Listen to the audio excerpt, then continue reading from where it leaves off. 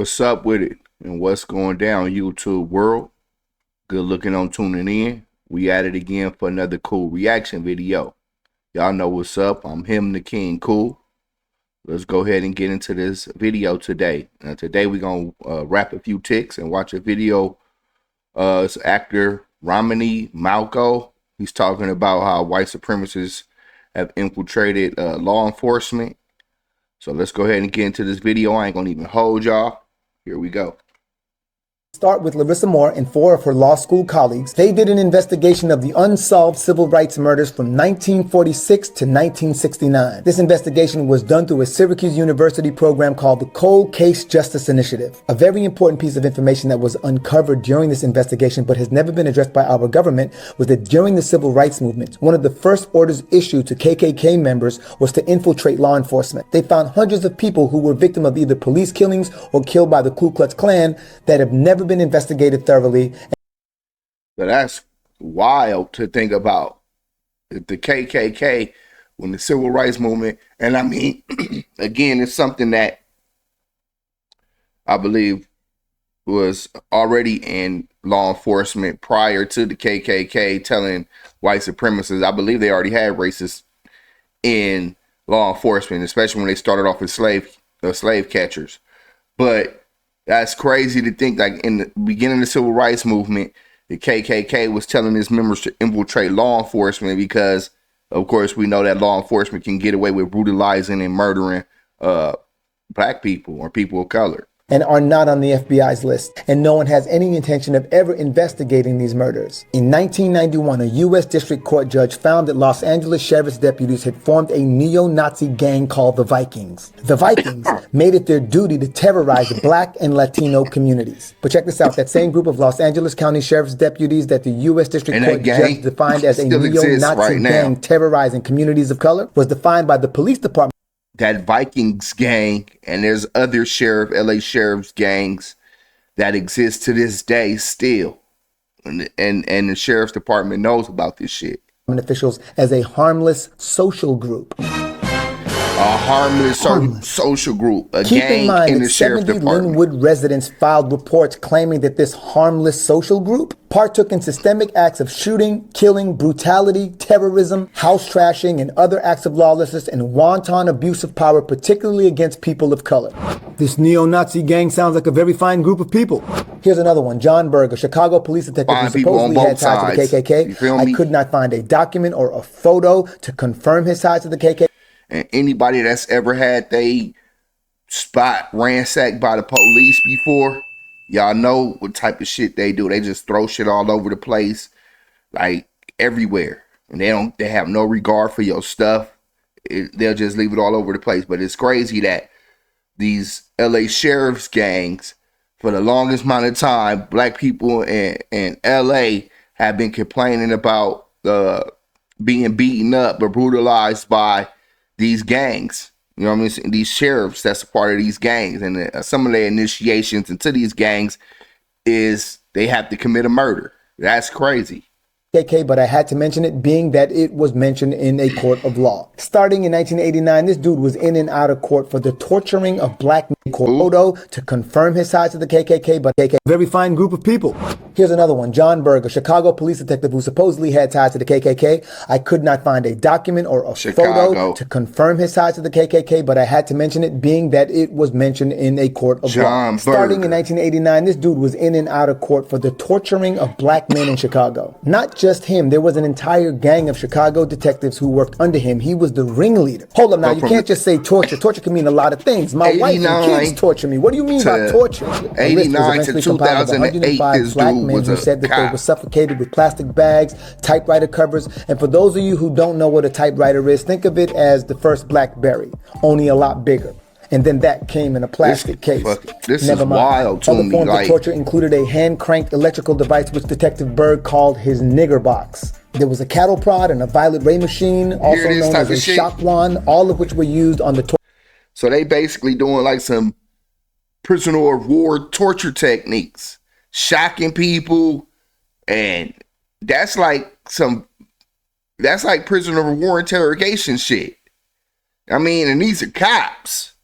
Like, torture victims' genitals. Y'all want to keep talking about this? In addition, Detective John Berg would beat black men and teenagers into making false rape and murder confessions for which they would be convicted. Reported but this on happens in 1993. continuously. Detective John Berg gets taken to court again. But this time he was dismissed from the police force, was never charged, and continued to collect his police pension. The whole county was complicit. The officers, the lawyers, the judges, the politicians, they all knew about the torturings but wanted to keep it covered up. At one point, 17 attorneys with 12 clients combined, who had all claimed to have been beaten by John Berg, submitted a petition requesting that the Cook County judiciary not be allowed to have any further involvement in their cases. The petition cited that 3 of the 50 Cook County judges were former Chicago police detectives, 2 of which had worked under John Berg. 16 judges were former. No wonder why this dude was getting off for doing all this torturing of black people. You got judges that used to be detectives that worked under this dude.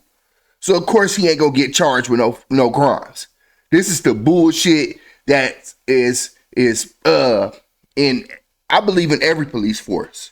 If you ask me, I believe this type of behavior and these type of people are in all police forces. States attorneys who had direct involvement with the torture cases, meaning 1, they accepted false confessions being beaten out of defendants, 2, partook in prosecuting people who were tortured into making false confessions, or 3, supervised the prosecution of those claiming to be torture victims by electric shocks to the genitals, constant strikes to the genitals, see how this corrupt system works? And the list goes they know on. the torture Another that's going 6 of those judges had testified on behalf of John Berg at the police board hearing when the city tried to fire him for torture. And another 3 of those 50 judges had defended the city in these police brutality lawsuits. And they still, so you can see why these attorneys wanted their client trial by a completely different set of judges, maybe even a completely different county. Every judge mentioned was somehow directly or indirectly connected to protecting John Berg during his torture lawsuits. This is the cycle but thanks of to Lone Wolf Officer the Frank, police the system, the John police Berg brutality. was eventually prosecuted in 2008 for charges related to the torturing of 120 black men in the city of Chicago. But if you really want to give credit where credit is due, the first person to make mention of John Berg's torturing tactics in the court of law was Andrew Wilson in 1989.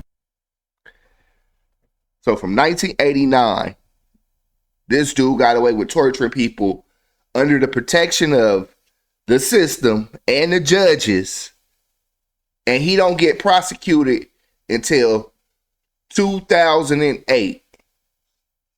That's 19 years. Damn near 20 years this dude gets away with brutalization and terrorizing black men with the help of people who know what's going on. The prosecutor's office getting confessions from these torture techniques, and they still accepting. In 2006, an FBI intelligence assessment titled "White Supremacist Infiltration of Law Enforcement" stated that white supremacist groups were infiltrating law enforcement communities, and the white supremacists in law enforcement. 2006, an FBI intelligence assessment titled "White Supremacist Infiltration of Law Enforcement" stated that white supremacist groups were infiltrating law enforcement communities, and the white supremacists in authoritative positions of law enforcement were seeking to recruit more white supremacists into law enforcement. This was during the Bush administration. So upon receiving these reports, the government immediately launched an attack on Iraq. I'm just kidding. And before Democrats get up on their high horses, I want you to know that both parties have received these types of reports from the FBI and other intelligence agencies, and both parties have opted to do nothing. Even skinheads were encouraging their members to become ghost skins of law enforcement. So to be clear, when a skinhead encourages members to become ghost skins, and I am quoting the FBI verbatim here, ghost skins are those who avoid overt displays of their beliefs to blend into society and covertly advance white supremacist causes. And that, my friend, is what you call a terrorist in a public servant's uniform. In 2019, while house hunting, a couple found a framed Ku Klux Klan application along with a bunch of other white supremacy paraphernalia while doing a walkthrough of a house that was for sale. Guess who the house belonged to? Officer Charles Anderson of the Michigan Muskegon Police Department. And guess what? Just 10 years prior, Officer Anderson shot Julius Johnson, an unarmed black man, and was relieved of any wrongdoing. Well, the house hunters took a picture of this white supremacist paraphernalia and posted it on the internet. That went viral, and the Muskegon Police Department started. This officer, former officer, an application for a Ku Klux Klan membership. And he killed a black man and no charges. Like, I wonder if they're gonna bring the case up and charge him for tons of phone calls. As a result, Officer Anderson was placed on administrative leave for being in possession of certain items associated with the white supremacist group. And that pretty much ended his 20-year administrative career. leave. He'd been on the force for 20 years. Another report exposes hundreds of active duty and retired law enforcement officers across the United States are members of Confederate sympathizing and anti-Islam online militia groups. Studies have shown that there are thousands of active duty and retired law enforcement officers frequently engaging and contributing to online hate groups. By the way, these statistics were tracked by the Center for Investigative Reporting, and they say that these law enforcement officers are explicitly racist in these Facebook groups, yet they face no repercussions. In 2016, 14 San Francisco police officers got caught sending one another these racist texts. Some of them read white power, and some of them read all fucking niggers must hang, and yet most of them remained on the force. When asked about the This is a shame, man, and I'm really at a loss of words, because I mean, I knew this type of shit was going on, and me personally, like I said earlier, if you ask me, this type of shit is in every police organization in this country. I can almost guarantee you, if the FBI did some type of investigation on every police force in this country, they're gonna find this type of shit. Presence of white supremacists in law enforcement. Norm Stamper, a former chief of the Seattle Police Department, stated, "There are police agencies throughout the South and beyond that come from that tradition." And he also went on to say that when they get fired for misconduct, they usually end up being rehired by another police department. Coal, iron, and railroad companies started leasing black inmates from the sheriff's department as early as 1865. You want to learn more about that? There's a great book titled Slavery by Another Name, The Re-Enslavement of Black Americans from the Civil War to World War II, written by Douglas Blackman. There are good cops out there, but we need to purge the precincts for the same reason that we've all been in quarantine. It's because the system like that to be white supremacists contaminating the 1,300 or so police departments across the United States government, not just state, local government. I'll even go as far as saying inevitable. At this very moment, hate groups in the USA are at an all-time high. The Southern Poverty Law Center's annual Year in Hate and Extremism report reported 1,020 hate groups in the United States of America. That rise is supposedly due to the backlash of the Obama election. I know I sound like a Debbie Downer, but this is the reality of law enforcement in the United States of America. White supremacist organizations of the law are in fact joining white supremacist organizations goes up. Black man was in charge. Oh, hell no. To country changing. Advance white supremacist causes. On top of that, these ghost skins and white supremacists are being shielded by something called qualified immunity. And qualified immunity basically allows law enforcement and other government officials to violate people's constitutional rights with virtual impunity. Okay, it's not that simple, but in order to prosecute an officer of the law or a government official for violating your constitutional rights, you have to prove that the rights you believe are being violated are established rights by the court of law. So, in other words, you would have to find a case that is identical to your case, and then you would have to take the ruling from that case and use that ruling to prove that the rights that were violated in your case are identical to this established. And this is why cops don't get prosecuted. Because if you can't locate a case that's identical to certain cases, or a case that's pertaining to yours, then you can't prosecute them. And since they already don't really prosecute police officers for shootings, now you see why they don't prosecute officers for shootings now. Because when a cop gets away with shooting somebody, there's no case information on there. There's no identical case for a person or a lawyer to refer to. Established law that came from the ruling of this case. And by doing so, you would then be able to hold law enforcement or a public official accountable.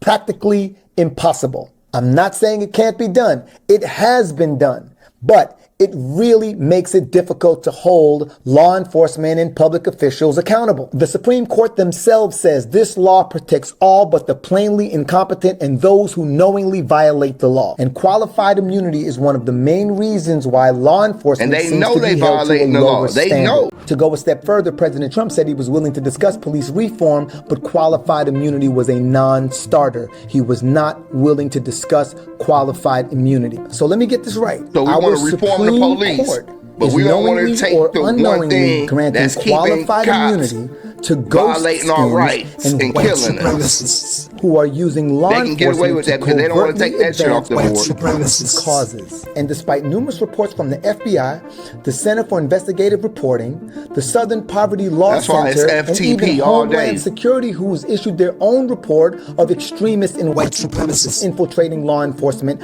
our government, both Democrats and Republicans, choose to do absolutely nothing? And we pay that these don't people. sound like a setup to you, fam? That don't We sound pay like these when, people like when to the violate kingpins our get the rights goons and to do kill their us. dirty work. You feel me? Like No that's, correlation there? That's crazy. I understand that it is not illegal like, to be recruited that by a shit blow hateful everybody's white mind when you supremacist. think about In it. law Like, enforcement seems to be a major conflict of interest. So think about this. My taxes like, as a black citizen of the United States of America more are upset being at used this type of shit. to pay the salary of a ghost skin See what who's I'm using saying? law enforcement to advance white supremacist causes. Still don't see the conflict of interest. oh, So what do we do from here? Because this video is not all about how bad it is. This video is to give you a clearer understanding of what we are actually dealing with so that maybe we can devise better strategies. I do see hope in the way that so many are responding to this call to action. There is a group of us that are actually seeking to be educated beyond the typical meme or news excerpt. The voices of our activists are finally being amplified, which is raising a lot of awareness. We have allies. What can you do? You can't even I got vote. clowned for talking about allies on my boys podcast back in the day, but that shit has come to fruition. The other thing is, the more I observe these white supremacists, the more I see repetition in their behavioral patterns. Those patterns can be dissected and used to predict some of their strategies moving forward. For instance, all of the protests, the global support, and all of these big companies stepping up on behalf of Black Lives Matter, there will be a lot of white reactionary politics. And that's why they're going to try to ban free speech, some free speech, and using scare tactics they're going to try to ban people protesting. Are going to be so much more dangerous if you allow them to defund the police. It's going to be anarchy. We're the only thing between you and the animals. And from my experience, particularly when it comes to elections, a rationale and you see what happened when people protest. Another form of backlash white supremacists supremacists huge wave of real get up in arms, just want to try to kill order to people. make white tenants feel more comfortable moving into these once underserved communities, the developers are going to request more policing in those areas. So not only will this lead to more arrests, but losing a family member to law enforcement will make it even more difficult to maintain the cost of a home in these areas. Business associations are also going to request increased policing. Local political parties and city council are going to be preying on anxious voters. Voter suppression. They're going to try to make it so hard for you to vote. You find yourself waiting in line forever. And there might be violent attacks, if not already. There have been 4 black people hanging from trees with no rush for a thorough investigation on either case. And we cannot physically go to war with an armed group of white supremacists protected by the law. I'm getting in trouble for this video. Hopefully now you see why I say these ghost skins and white supremacists hiding behind law enforcement are the most dangerous organized terrorist groups in the United States of America. The urgent need to vote and spend as a collective seems more apparent now than it has ever been in my 51 years of life. And when I say collective, I am referring to anti-racist. I told you I was going to get in trouble for this one, but I don't just mean voting on a federal level. I'm talking about getting in city council's ass, who acts as a legislative branch of your city's government. And they are involved in policy making. We need to form our own PACs, political action committees, pool our money together, and make these political candidates do the dance like Samuel Jackson in Jungle Fever. Once we find candidates that speak our language, we put our money behind those candidates. And if we really don't with our PAC, we will run ads and we'll run social media campaigns to help raise awareness about those candidates. We've got to lobby just like the unions, casinos, business associations, and if it all sounds confusing, welcome to the new normal. But we need to learn this shit. And this is the type of education I'm hoping to bring to the people. Again, I beg of you to request an invite at peprequest.com. It's a platform that I created for those who have messages that do not align with the mainstream narrative. And as far as spending goes, we need to find a way to identify anti-racist organizations, because I don't want to give another dollar to a ghost skin or a white supremacist. Sadly, there are people of color who genuinely do not believe that this is their problem. There are people of color who don't understand the sentiment of Black Lives Matter. Furthermore, there are people of color who are genuinely against the anti-racism movement. Well, I don't know That why. could be a byproduct of so many things. Them, Colonialism, Stockholm Syndrome, self-hate, and the list goes on. Maybe I'm missing something, and I am open to the education. But when I look at this white supremacist-owned conglomerate known as the United States of America, the only true leverage we, as people of color and anti-racists, seem to have within this country is our purchasing power and our right to vote. And we have to leverage those things, really but it's time we learn how to leverage them correctly. We have to leverage them as a collective. That's going to take communication. That's going to take tolerance. I don't know if there's more white supremacist agreeers. Yo, dog, we need banks to give like non-biased business loans and home loans. Y'all might not know this, but the government of the United States of America has been actively involved in segregating black and white communities since the late 1800s. You want to learn more about that? There's a great book titled The Color of Law by Richard Rothstein, and as always, links and references are always in the description. And it don't stop there. We need our own media. We need our own social media platform. Why do you think I created the Peps? Because I was getting censored left and right on YouTube, Facebook, Twitter, Instagram. Damn! And I'm dead serious when I say we need a way to be able to identify one another. I don't know if it's a registry or what, but this is going to inform us on where we seek education, how we socialize, where we spend money, how we employ people, where we seek medical attention, and the list goes on. But the most important part of this is we need to organize our communities. We definitely do need to do that. Through organization of our communities, we can leverage the spending power and the voting power that we have. Black people start organizing this and conversation coming together. Go on forever, but I know y'all ain't got all that time, so I'ma just stop right here. And if you, yeah, we could just go ahead and stop right here too, and go ahead and wrap a few takes about this. You know, this it's crazy how, like back in, and I heard about this in 2006, the FBI memo on the infiltration of law enforcement by white supremacist groups. But the fact that the FBI knows this, the fact that the government knows this, the fact that this even happened during the 50s, and nothing has been done to reshape or reform the police departments in this country. Not only that, but I don't know how long this qualified immunity been around. I don't know if it's been around since the 50s or when it came into existence. I know I really recently started hearing about this qualified immunity shit and why police don't get prosecuted. But the fact that it seems like the government is working hand in hand with these police groups filled with white supremacists, or knowing that white supremacists are in these police organizations and they're not even trying to do anything. I don't know no administration. He only spoke about Donald Trump, but I see Biden ain't did shit about the police. And recently, I believe there was an investigation done by the FBI for Aurora, Colorado, and Minnesota, where George Floyd got killed. I'm trying to think of a young dude got killed, Robert or McLean, something. Forget his first name.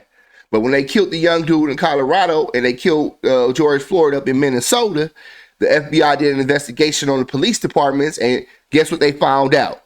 That they have a rampant problem with racist practices.